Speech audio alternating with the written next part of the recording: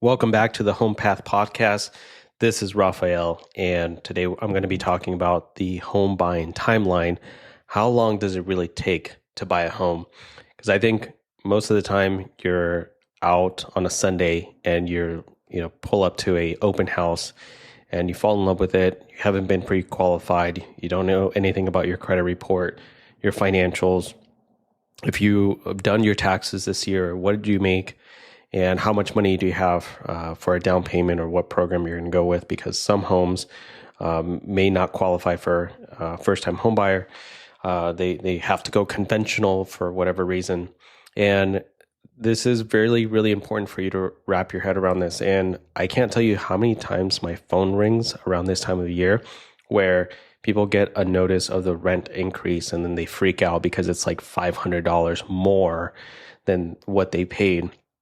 And, they want things done fast. They need to get a move on it. Now there's a sense of urgency because they didn't have urgency before until they got that letter. And I know because I've been on the other side of the shoe and, or the table, however that saying is.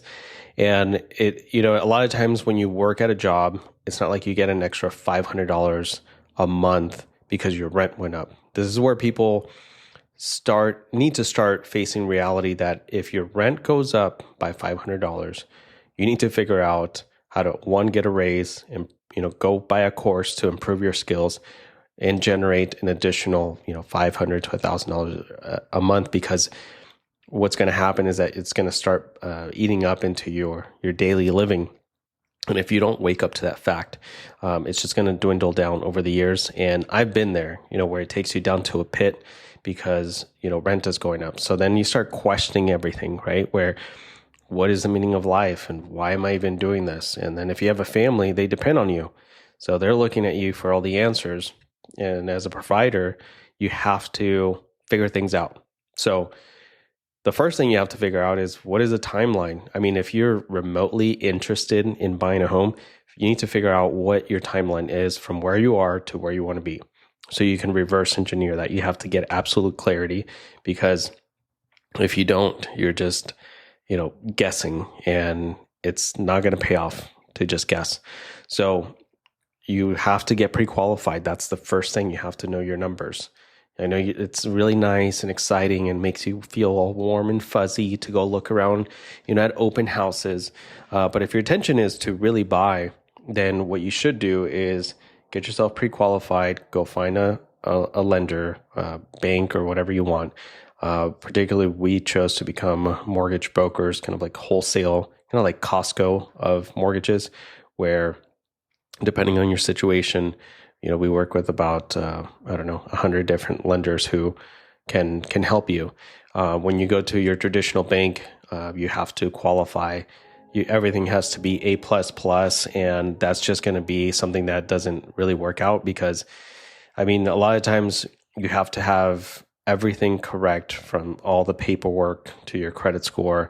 And sometimes a lot of people walk away thinking that because they bank there, that they should get their home loan. And unfortunately, they don't give loans to everyone. That's just the reality. And if it is, it's usually a higher cost. They got to cover all this stuff that they have, this marketing that they have, branding, the building that you're stepping into. All of that costs money, and you're not always getting the best price. Now, I'm not saying that you should get fixated on rates, because no one ever got rich from just saying, oh, I'm going to, save a quarter of a point. Yes, in the long run, it does matter, but inaction will cost you more than your fixation on the interest rate. And I can tell you this because I've had a lot of people call me, and sometimes they won't even do anything for years. And think about it. So your rent goes up $500 a year. So that's $500 a month. So $500, that's like $6,000 a year. And is that right? Yeah, let me do the math here while I'm recording this. So I think I'm right. So $500 times 12. Yeah, $6,000 a year. And $6,000, you can do a lot with $6,000, but that's $6,000 you're never going to get back. There's no tax write-off.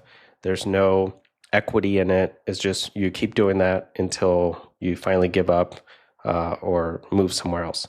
So if you like where you live, you want to continue living there, the only logical choice is just to make more money. So you have to be realistic about those numbers, because a lot of times you have to know, do you qualify to buy in the area that you want to?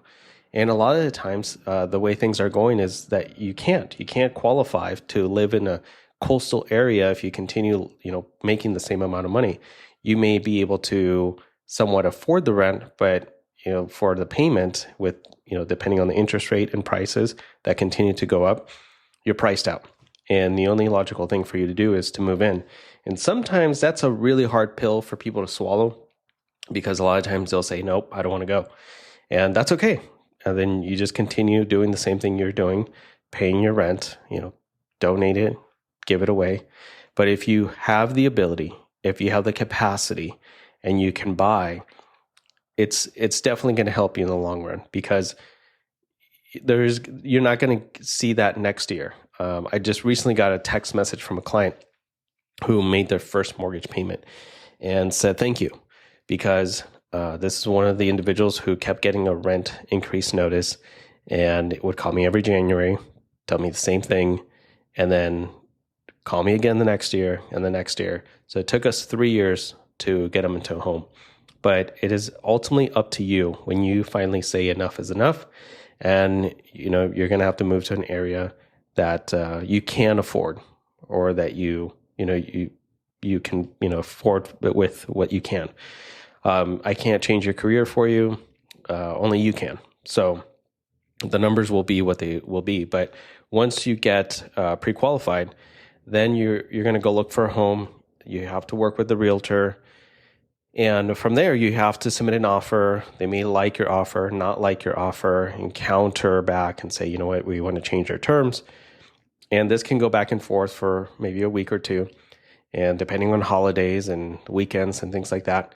And then you also have a traditional average of 30-day escrow. So escrow means that is a time period that you will have to get your affairs in order to get your financing, all your documents turned in to get an approval to finally get what's the final blessing, which is called clear to close. And sometimes, for whatever reason, the seller may need more time to move out, to maybe get a rent back, saying, hey, we're going to move out of state. We need some time to, even find a home once we actually get the money from the house. So you have to prepare yourself that it's going to take anywhere from, maybe 2 months to 3 months, depending on from when you start getting pre-qualified to the point where you start getting, or you start looking for a home. And then sometimes that can take a while too, because there's not a lot of homes out there and the inventory is kind of low. So it's not that easy. It's not that fast. And a lot of times, depending on when you're listening to this, it might be a good idea to just start getting pre-qualified, so you can get an idea of what you can afford, or know that maybe you can afford in the area. And that's okay. A lot of times, even when I ask people, when was the last time you looked at your credit report? They'll say, I don't remember. I don't know. I haven't looked at it in a while. And, this is very important, because you use your credit score for renting, for credit cards, for car loans, for just about anything. So it is a good time to at least consider the possibility of buying and seeing if that's good for you, or if you can't, you have to make more income. So it's just a good time for you to know that it takes time to, from start to finish. It won't happen overnight, but when you do, it'll be so rewarding. I think a lot of people forget that buying a home, and it's the version of yourself that you become at the end of it. Because some people will say, well, what was your interest rate? How much money did you put down? All of that stuff really is irrelevant. What really matters is the version that you became through that process. I know, because I went through that process, and it wasn't easy. It took a lot of time, a lot of patience, and it paid off in the end. But the version of myself, of who I became, was, I feel, the most important aspect of, especially all of our clients. So brand new homeowners, you've never done this before, and it's all new to you, inspections and appraisals and all of the, income verification and all of these different things that you have to get done. But it's good. It'll make you mature. It'll make you create more capacity so you can handle more things, and it'll get you into the world of real estate. I feel it's good, especially if you want to help out your community. You'll start paying property tax, and property tax feeds into your first responders, the roads, and also your community that you live in. So I think there's a lot to look at when you're saying how long is this timeline. This timeline can be months, depending on how fast you want to move. Sometimes it doesn't have to take that long. If you can get all your paperwork in order, you can get pre-qualified, sometimes the same day.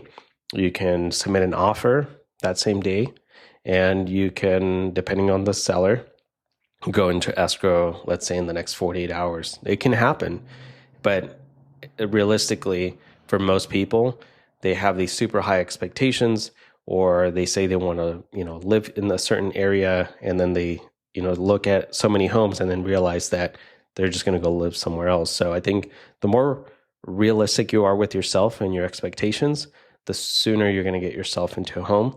I feel for the ones that are more realistic and saying, look, I'm open to whatever I can afford. I just want to get this done.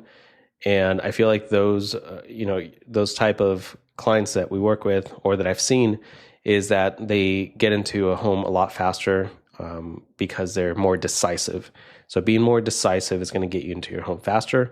And the sooner you turn in documents, this industry, mortgages or real estate, it's all of a game of time.